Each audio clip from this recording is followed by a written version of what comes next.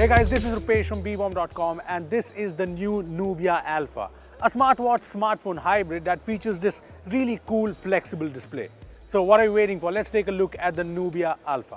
Well, here it is, the new Nubia Alpha watch phone hybrid with its really cool flexible display. And I know you remember it from last year when Nubia showed it as a prototype. Well, the new Nubia Alpha here is not a prototype. This is a device that will go on sale this year. It's real. Okay, so the Nubia Alpha here has two key highlights.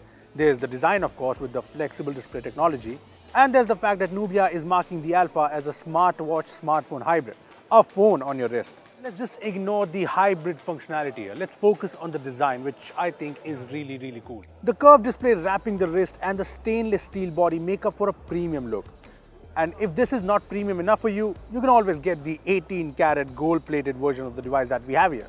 Anyway, the display here is a big 4-inch touchscreen OLED display manufactured by Visionox, a flexible screen specialist, and it seems pretty good. I mean, I've only played with the device briefly, but the bent display does wrap around the wrist perfectly and it looks great.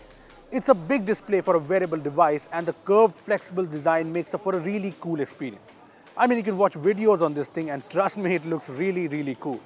Plus, you can always do this and this is really satisfactory.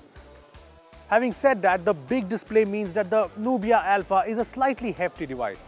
I mean, it's not bad, but I'm not sure if I'll be comfortable wearing this during heavy fitness activities or, during sleep. And mind you, the Nubia Alpha does have all the fitness tracking features like heart rate monitoring, sleep tracking, etc. Now, apart from all this, you must have noticed this sensor and this camera here, right? Well, firstly, the sensor here is for air control, which is a feature that lets you do different gestures to navigate through the device, like this. Yeah, as you can see, it's not very intuitive. I mean, I could always use the touchscreen more quickly, but yeah, it's fun. Anyway, coming to the camera here, it's a 5-megapixel camera sensor that lets you capture photos, videos, and even make video calls. I know what you're wondering, why a camera on a smartwatch? Well, this is one of the features that make the Nubia Alpha a hybrid. Yes, the Alpha is said to have all the features to be considered a phone on the wrist. There's obviously the camera, which lets you make video calls and capture some awkward photos like this one. Then there's eSIM support, so you can use 4G internet connectivity from the device itself. And there's Nubia's own custom platform, which packs in almost everything you want in a phone. So on the first page, you get the time, different toggles, etc.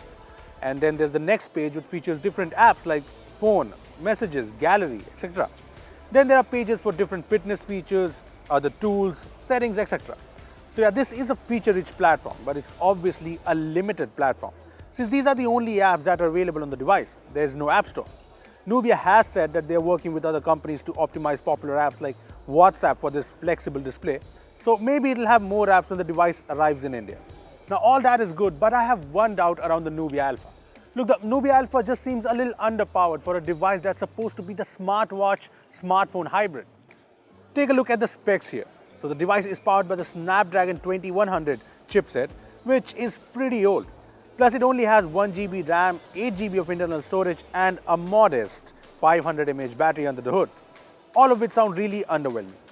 To be honest, in a brief usage, the Nubia Alpha was smooth and nice, but yeah, I'm a little skeptical about the performance here. Anyway, overall, the Nubia Alpha is a very interesting device. I mean, the design and the flexible display on the Nubia Alpha is pretty impressive. It's just so cool and so unique. Having said that, I'm not sold on the whole smartwatch smartphone hybrid talk. I mean, I would be fine with the Nubia Alpha as just a smartwatch with a really cool design. But right now, with its limited apps, it does not live up to the promise of being a phone on the wrist. Now, coming to the price, Nubia plans to sell both the eSIM version and the Bluetooth version of the Alpha, with prices starting at €449, which is around 36,000 rupees. Now, Nubia plans to bring this to India soon, and when it does, we'll definitely bring you our full review. Hey guys, we are live here from MWC 2019 in Barcelona. So to get exclusive videos from the event, make sure to hit that bell icon and subscribe to our channel. Thanks for watching.